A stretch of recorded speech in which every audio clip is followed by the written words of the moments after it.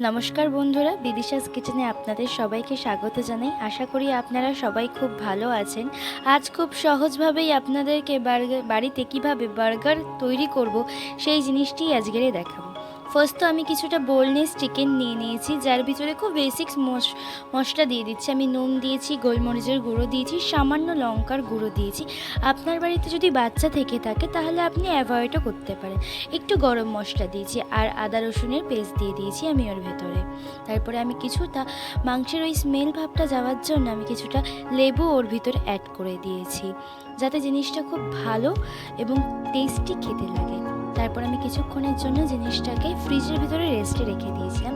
আমি কিছুটা বাটিতে কর্নফ্লাওয়ার নিয়েছি, তার ভিতরে কিছু সয়া সস দিয়েছি, তার মধ্যে আমি দিয়েছি কেচাপ, আর দিয়েছি কিছুটা চিলি ফ্লেক্স, আর দিয়েছি কিছুটা অরিগ্যানো, যেটা জিনিসটার টেস্টটা আরও বাড়িয়ে তুলবে। সেটাকে আমি ভালো করে মিক্স করেছি। বেশ অনেকক্ষণ ধরে মিক্স করার পরেই জিনিসটা ঠিক জায়গায় এসেছিলো, যেটা আপনারা দেখতেই পাচ্ছেন। ওকে আমি অনেকক্ষণ ধরেই মিশিয়েছি। তারপরে আমি পরিমাণ অনুযায়ী কিছুটা জল ওর ভিতরে অ্যাড করেছি, সেটাও আপনারা দেখতে পাবেন। খুব সামান্যই আমি জলটা অ্যাড করেছি, যাতে ব্যাটারটা খুব বেশি পাতলা না হয়ে যায়। তাহলে কিন্তু চিকেনের গায়ে ব্যাটারটা লাগবে না, আর তখন আমরা বুঝতেও পারবো না ওর স্বাদটা ঠিক করে। তার জন্য আমি ব্যাটারটা পরিমাণ মতো গুলে নিয়ে চিকেনের ভিতরে কিছুটা চিলি ফ্লেক্স আর অরিগ্যানো আমি ওর ভিতরে অ্যাড করে দিয়েছি, যেটা আমি আগে দিতে ভুলে গেছিলাম। আর কিছুটা মেয়োনিজও আমি অ্যাড করে দিচ্ছি। জিনিসটা খেতে খুবই সুন্দর লাগবে আর সুস্বাদু লাগবে। আমি মিক্স করে নেওয়ার পরে চিকেনের একটা পিস আমি ওই ডিপটার ভিতরে দিয়ে আমি কিছুটা ক্রাঞ্চিস কুরকুরে রেখে দিয়েছিলাম, সেটাকেই আমি ওর ভিতরে ডিপ করে নিয়ে বেশ ভালো করে ম্যাগনেশন করে সবটুকু করে নিয়েছি। তারপর আমি গ্যাসটা জ্বালিয়ে ওর উপরে কড়াইটা রেখে, কড়াইটা গরম হওয়ার পরে আমি ওর ভিতরে আমার পরিমাণ মতো তেল অ্যাড করে দিয়েছি। ডিপ ফ্রাই করবো তো বেশ খানিকটা তেল লাগবেই।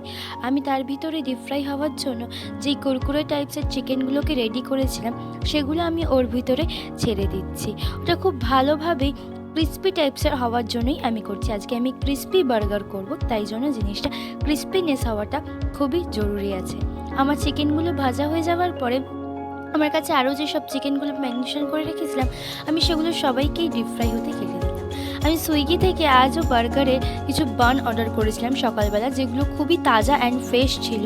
আমি সেটাকেই ভালো করে বেশ দেখিয়ে দিলাম আপনাদেরকে। তারপর আমি বার্গারের পিসগুলোকে মাঝখান থেকে কাট মেরে নিলাম জিনিসটা।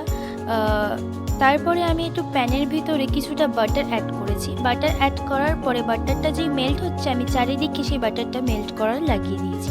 তারপরে আমি যে বার্গারের বানগুলো কেটেছিলাম, সেই বানগুলোই আমি বেশ ভালো করে ছেঁকে নিচ্ছি, যাতে জিনিসটা একটু ক্রাঞ্চি ক্রাঞ্চি টাইপসের হয়। আপনারাও পারলে ছেঁকে নিতে পারেন বা নাও ছেঁকতে পারেন। আজ আমি ক্রিস্পি বার্গার বানাচ্ছি বলেই আমি জিনিসটা ছেঁকে নিয়েছি, যাতে জিনিসটা খেতে আর দেখতে খুবই যেন সুস্বাদু লাগে। আমার ছাঁকা হয়ে যাওয়ার পরে আমি সব বানগুলোকে একটা ট্রেতে বেশ ভালোভাবেই তুলে নিচ্ছি, যাতে নিচে পড়ে না যায়। তারপরে আমি সেই বানটার ওপরে, যেটা বাটার দিয়ে আমি সেঁকেছিলাম, সেটার ওপরেই আমি বেশ খানিকটা মেয়োনিজ দিয়ে ওটাকে ভালো করে চারি সাইডে লাগিয়ে নিচ্ছি, যাতে টেস্টটা সমানভাবে সব জায়গায় যেন পৌঁছে যায়।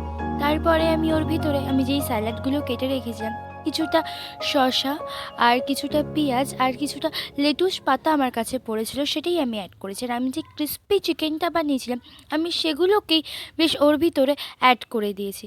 অ্যাড করার পরে আমি ওপরের বানটার ওপরেও সেম একই প্রসেসে মেয়োনিজ লাগিয়ে নিয়েছি।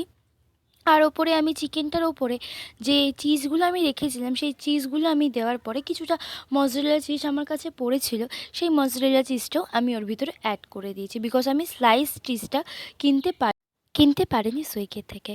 আমি বেশ মাইক্রোওয়েভ করে নিয়েছিলাম জিনিসটা মচমচে হওয়ার জন্য। আপনারা একবার বাড়িতে বানিয়ে দেখবেন।